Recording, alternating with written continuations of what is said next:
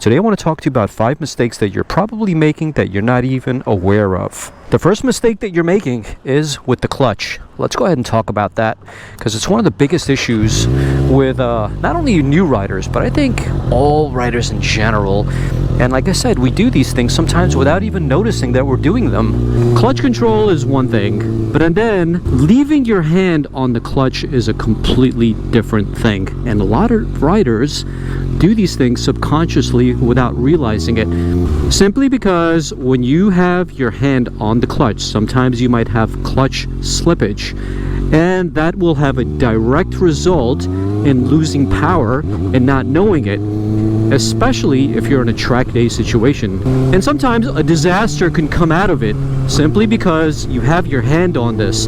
Just in case, the mind is, a little wacky sometimes, just in case you're looking to pull your front brake, but instead you pull in your clutch and you're doing like serious speeds, excess of 80, 90 miles an hour on the highway, and you're looking to emergency brake, and because you have your fingers on the clutch as well as on your brake, in an emergency situation you could potentially pull in your clutch, and that will disengage your transmission and it's going to send your bike, and it's the opposite of what you actually wanted to happen in the first place. You wanted to use your brakes, but instead you sent your motorcycle. And so the recommendation for you is never ever ever cover your clutch. Only cover your front brakes with your 2 fingers. This way you're always ready in a panic situation. And another recommendation I have for you is, since you got 2 fingers covering your front brakes, get used to using 1 and 2 fingers, okay? Your middle finger being the longest, practice with that one and practice with your index finger. Sometimes use 1 finger braking, other times use 2 finger braking. And this way, on a traffic situation like this, I don't need that much brake. I'm only using my middle finger, right? Especially now, I'm kind of trail braking. Normally trail braking is used in a corner, but doesn't necessarily mean it has to be a corner. You're just trailing in. It could be a corner or a straight. Doesn't really matter. Anyway, the next thing that I want to talk to you about, which is number 2, is not looking where you want to go. Now you see, wherever you look, that's where you end up. Riders, when they're first starting out, there's way too much to learn, way too much to remember, and so they completely forget about vision. Vision is extremely important. If your riding is not as smooth as you want it to be, and you've done parking lot maneuvers so much, you've done figure 8s, you've done tight circles, you've been weaving in and out of cones, you spent a lot of time and you're still frustrated why you can't take turns properly. My hunch is that you're not looking at the direction that you want to go. Like right now, I just made that wide turn and I ended up in the middle where I was before. That's because I looked through the turn, and looking through the turn is how you can do it smoothly. Here's another turn here. I'm going to turn my head to the left while my peripheral vision is still on the cars to the right as well as the car in front of me, but I'm looking to the left right now because that's the direction I'm headed towards. And so looking where you want to go, extremely, extremely important. Like I live in a very, very scenic area, so there's lots to look at. Fortunately, I'm a little bit jaded by the area I live in because I live here. I've been through these roads millions of times.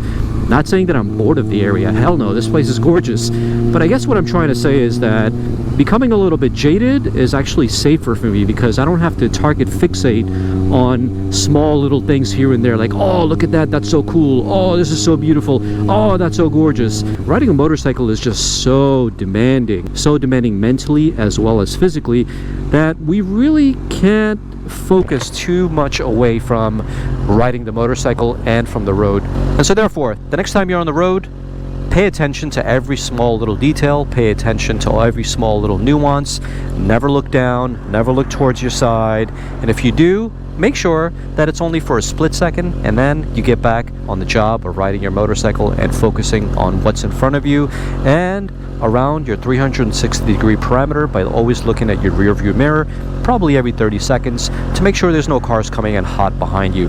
All right, let's go ahead and talk about numero tres. My Spanish sucks, by the way. By the way, if you're enjoying this content, please give the video a like and also subscribe to the channel. I would really appreciate it because this year we're looking at 60,000 subscribers. So we will get there, my boys, but I need your help. I appreciate you guys and I love you guys. Thank you.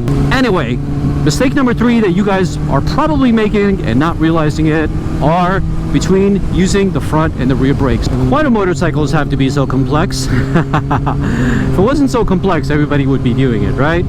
But anyway, one of the most complex things about a motorcycle are the front and rear brakes, because they're very elusive, very confusing to a lot of riders, including not only brand new riders, but also seasoned riders like myself. How exactly do you use the front and the rear? What is the purpose of these two brakes? You got 70 to 80% braking force in the front, you got 20 to 30% in the rear. Why is that?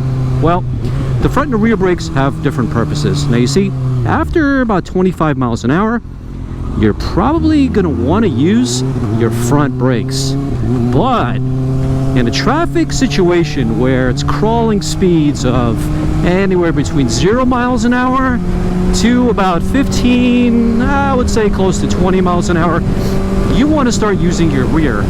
Number one, using your front brakes in a low speed environment can be very, very dangerous. Now you see, sometimes you don't notice it, but your wheel might be turned just a little bit to the left or to the right. As a brand new rider, sometimes you don't notice these little nuances. As you gain more confidence, you're going to start learning and conditioning yourself to making sure that you're paying attention to the direction of your wheel. And, you know, it just comes with general wisdom and riding experience as time goes on. But you're not there yet. So my recommendation is, in slow speed maneuvers, only use your rear brakes. You're only doing less than 20 miles an hour.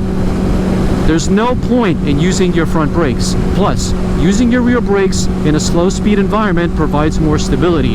So there's a lot of benefits to using the rear brakes, but not very little benefit to using your front.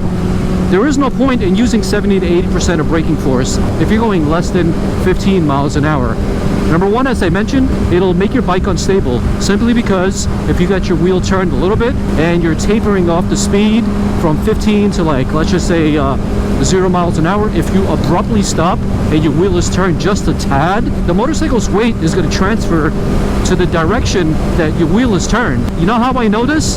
Because it's happened to me so many times when I was a brand new rider. I was literally going 40 miles an hour and I stopped because a car stopped really fast in front of me, and then I had oncoming traffic and it scared the living shit out of me because I was afraid of getting run over. Meanwhile, cars on my left and right are doing about 20-30 miles an hour. Meanwhile, my motorcycle is dropped on the ground. So I don't want that to happen to you. If you're going 40-50 miles an hour, use your front brakes. But once you get to about 15 miles an hour, transition to your rear brakes. In an emergency situation, forget about rev matching, forget about banging into first gear. Your number one job is to be smooth and precise with your front as well as your rear brakes. Use them in combination in an emergency situation to slow yourself down. But I want to make a point here. A lot of riders also make the mistake of using primarily their rear brakes to slow down, okay? With 20 to 30% of braking force, okay, and I'm being very conservative, sometimes it's even less than 20% braking force, depending on the type of bike, why put yourself in danger? Now you see, I'm using my front. Now I'm transitioning over to my rear. Look, rear brakes. Now I'm feathering my clutch, letting it go, giving it a little bit more gas. Right over here, I'm going to split lanes, letting engine braking slow me down, using my rear now, not the front, okay? Transition to the rear brakes. There you go, just like that. All right, let's go ahead and transition to number 4, which is not giving cars enough of a space cushion. So I've been watching a lot of videos and I've been noticing that a lot of these riders just ride way too close to cars, you know? Like, makes me so uncomfortable when I'm like this close to a car. Look. A lot of people just do this, like this. And watching those videos and watching these riders ride like this just makes me feel so uncomfortable. What I like to do is I like to give a good space cushion, okay? Like here where I am and where that guy is, that's how much space cushion I like to give cars, because you never know what could happen. Look how much space cushion I'm giving this guy, okay? It's about a good 2 car lengths, 3 car lengths. Add a bike in there as well, so 2 cars with a bike, that's plenty of room. And I position myself at the right side of the lane, so this way I can escape any type of situation that I need to get myself out of. And so one thing I just don't understand with a lot of riders is that Number one, they trust people too much. You can't trust anybody when you're on the road. Even if you live in a really, really nice area and everybody's got like super expensive cars and they don't have any scratches or dings. The thing is, like, everybody's distracted these days, so it doesn't matter where you live, doesn't matter how rich the people are in your neighborhood, doesn't matter who you ride with, doesn't matter who drives. These days, everybody's equal, everybody's distracted, everybody's just, you know, all over the place. Their minds are just all over the place. Politics, finance, troubles, devices, computers, everything, iPhone, Instagram, doom scrolling, the list goes on.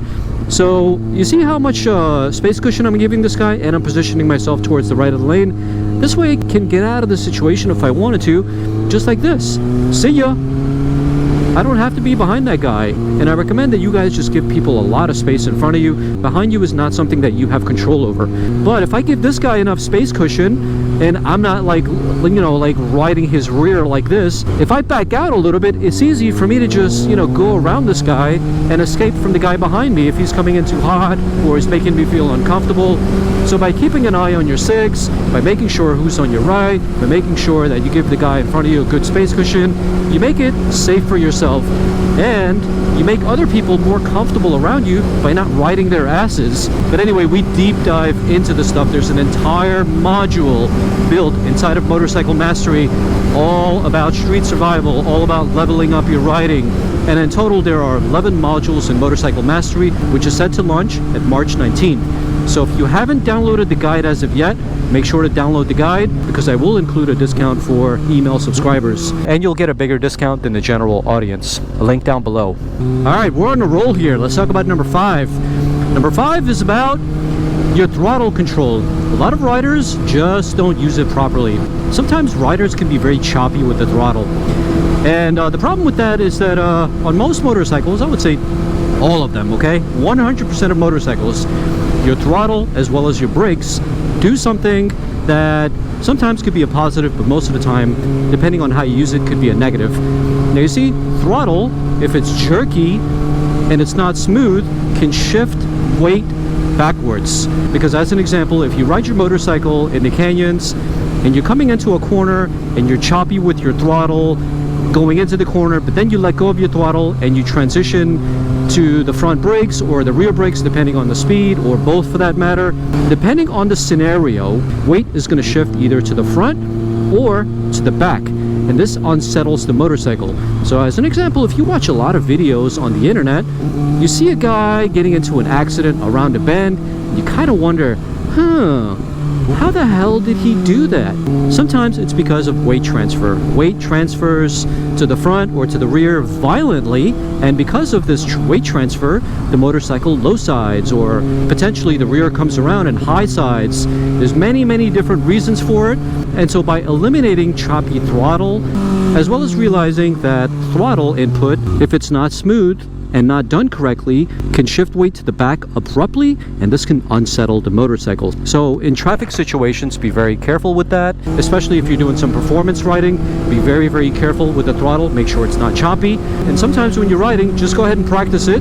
Give it a fistful of throttle and watch what happens. The weight is going to shift to the back. That's why motorcycles such as this one, if it's tuned properly, it can power wheelie, and power wheelies happen because all the weight shifts to the rear, making the front end very light. Okay, so keep that in mind every single time you ride. Make sure that your throttle is smooth. Make sure that you're not jerky with it. If you're going to commit to a turn like this, make sure that your throttle is consistent. You're not letting go of the throttle halfway. Make sure that you're carrying the throttle into the turn, because if you let it go, what's going to happen is that the weight is going to transfer to the front, and if the weight transfers to the front and you're going very slow, this could mean that your motorcycle could potentially drop, okay, because of the sudden transfer of weight. We can probably talk about a million different scenarios: closing the throttle mid-corner, opening the throttle mid-corner, applying a little brake while we open up or close the throttle. There's millions of scenarios and millions of different outcomes. Anyway, I hope you guys enjoyed this. There's a link down below for Motorcycle Mastery. Go download it, and while you're at it, give this video a like and also subscribe to the channel, and I'll see you guys on the next episode. Peace.